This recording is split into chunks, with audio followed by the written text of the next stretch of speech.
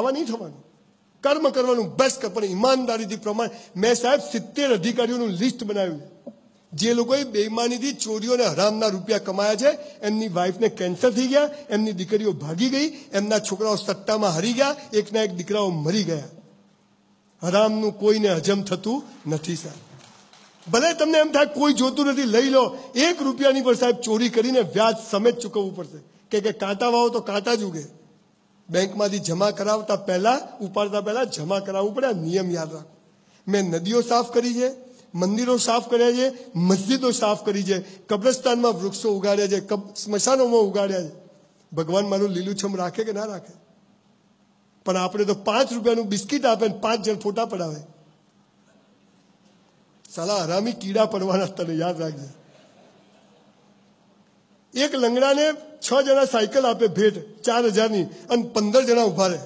એ banner ઊંચું કર.